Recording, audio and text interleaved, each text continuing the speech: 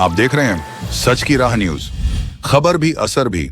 आप देख रहे हैं सच की राह न्यूज। अमित शरण बॉबी की रिपोर्ट। 17 फरवरी को विधानसभा घेराव करेगी कांग्रेस। मनरेगा बचाने को आर पार की लड़ाई का ऐलान फतेहपुर।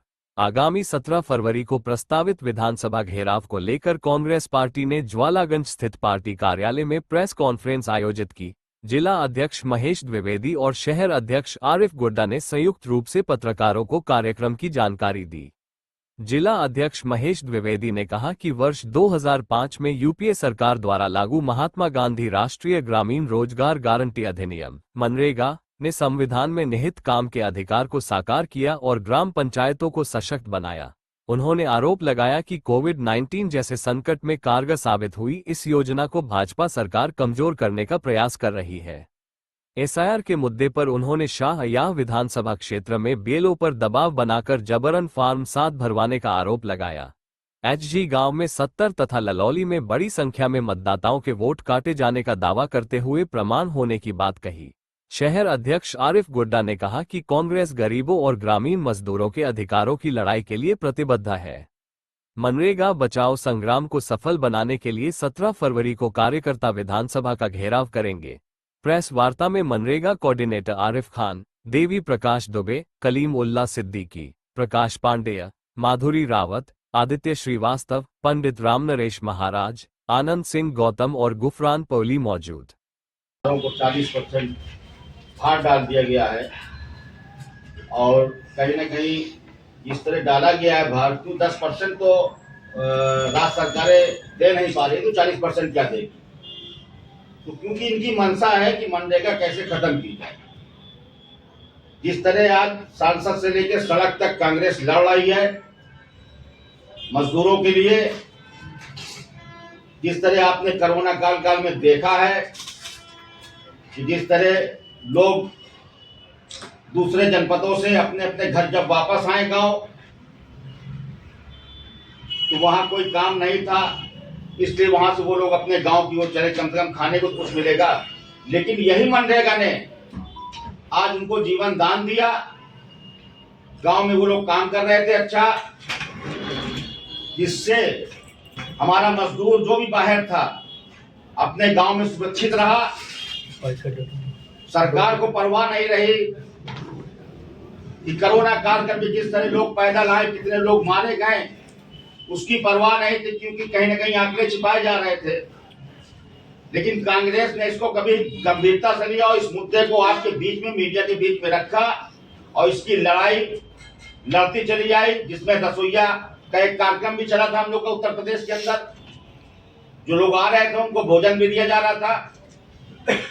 तो जो चौपालें लगी, पूरे देश में कार्यक्रम चल रहा था।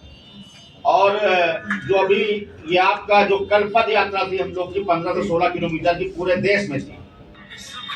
कल 17 तारीख को जो विधानसभा घेराव हम लोग करना है, मकसद ये है कि हम कितनी संख्या में जा रहे हैं यहाँ से और कैसे हम लोग पहुंचेंगे। ये राज्य सरकार की भी जिम्मेदारी बनती है। जिस तरह 40% आप लोग के हिस्से में डाला गया है, जब 10% नहीं 40% आप कैसे देंगे, इसी को लेकर 17 तारीख को उत्तर प्रदेश विधानसभा का घेराव है। और कांग्रेस के लोग, कार्यकर्ता, जो भी जितने लोग जैसे भी एक दिन पहले और उस दिन कम से कम यहाँ से 100, 200, 300 जितने जा सकते हैं जाएंगे, ज्यादा से ज्यादा लोग जाएंगे। और इसकी लड़ाई कांग्रेस अंतिम तक लड़ेगी। अगर ये हमारी बात को नहीं मानेंगे तो 2029 में सत्ता बदली जाएगी, सत्ता बदलेगी जनता, तो पुनः उसी तरह मनरेगा को वापस ले आया जाएगा। और एसआईआर की बात चल रही थी। एसआईआर में मैं आप लोग से भी कहूंगा, जो मकान नंबर का मामला था, आप अगर उठा के देखिएगा कि किसी में नाम हमारे भाई का है, उसमें नाम मेरा मकान नंबर में है।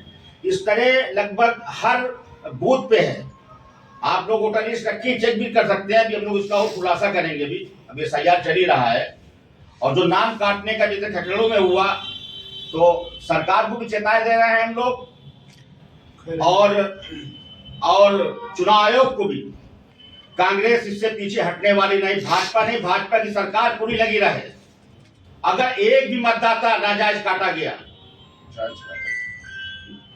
नाजायज काटा गया नाम अगर वो लोग रहते हैं तो हम लोग न सदन में छोड़ेंगे और न केंद्र में छोड़ेंगे, और इनको पूरा पूरा समाज के अंदर दिखा देंगे कि बेईमानी करके ये सरकार बनाते हैं, ये और की चोरी करते हैं।